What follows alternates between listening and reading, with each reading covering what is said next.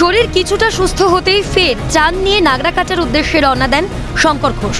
তবে তার আগে বিজেপি বিধায়কের সঙ্গে সাক্ষাৎ করেন বিজেপির ন্যাশনাল এক্সিকিউটিভ কমিটির সদস্য অনির্বাণ ভট্টাচার্য।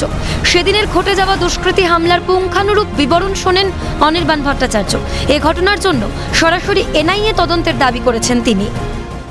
এনআইএর তদন্তের কথা শ্রমিকবাবু বলেছেন, শ্রমিকদা বলেছেন, এবং সেই দাবিকে, সেই প্রপোজালকে সম্পূর্ণভাবে সমর্থন করছি। কেন এটা একটা সুপরিকল্পিতভাবে অ্যাটাক করানো হয়েছে।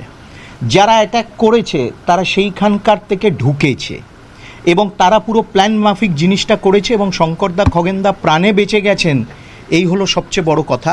তারা প্রাণে বেঁচে এসছেন সেখান থেকে এবং সেই জন্য অবশ্যই এনআইএর তদন্ত হওয়া উচিত। প্রাণে বেঁচে ফিরেছি, কাজেই ত্রাণও দিতে পারবো, এই ইতিবাচক মনোভাব নিয়েই নাগরাকাটার উদ্দেশ্যে রওনা দেন শঙ্কর ঘোষ। সেদিন তো মরে যেতে পারতাম, ফিরে এসেছি। তা আজকে যখন ফিরে এসেছি তখন আজকে ত্রাণও দিতে পারবো, এই ইতিবাচক দৃষ্টিভঙ্গি নিয়ে যাচ্ছি। সোমবার নাগরাকাটায় বিপর্যস্ত এলাকা পরিদর্শনে গিয়ে গুরুতর জখম হন শঙ্কর ঘোষ, কিন্তু তারপরেও কথা মতো ত্রাণ নিয়ে হাজির হন নাগরাকাটায়। তবে নতুন করে যাতে কোনো সমস্যা না তৈরি হয় সেই কারণে দুষ্কৃতী হামলার ঘটনাস্থল থেকে প্রায় 15 কিলোমিটার দূর থেকেই ত্রাণ বিলি করেন। শঙ্কর ঘোষের সঙ্গে ছিলেন বিধায়ক পুনা ভেংরা সহ বিশাল লামা ও জেলা জলপাইগুড়ির অন্যান্য কর্মীরা। নাগরাকাটার শুল্কা মোড়ে দলীয় কার্যালয়ের সামনে থেকেই ত্রাণের ট্রাক গাড়িগুলোকে পাঠিয়ে দেওয়া হয় বিপর্যস্ত এলাকায়।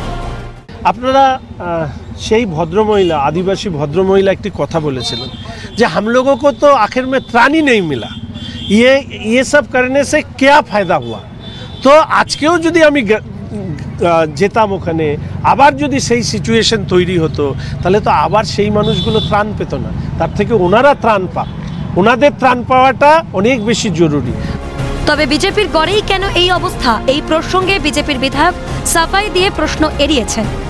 এই পকেটটা তৈরি হয়েছে জনবিন্যাসের পরিবর্তনের কারণে। সেই পকেটগুলোতে আজকের দিনে দাঁড়িয়ে নিশ্চিতভাবে সেই পকেটগুলোতেও অনেক বেশি স্ট্রাইক করা প্রয়োজন।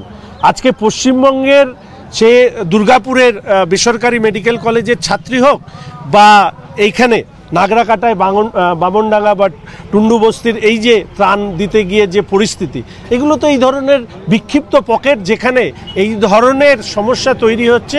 ত্রাণটা তাদের কাছে পৌঁছানো বলে দাবি শঙ্করের, এবং কার্যত সেই কারণেই 15 কিলোমিটার দূরে নাগরাকাটার এই দলীয় কার্যালয়ের সামনে থেকেই ত্রাণের গাড়িগুলোকে সেই গন্তব্যের উদ্দেশ্যে পাঠিয়ে দেওয়া হলো। ক্যামেরায় সৌমেন্দু মজুমদারের সাথে পার্থপ্রতিম দাস, ক্যালকাটা নিউজ, নাগরাকাটা।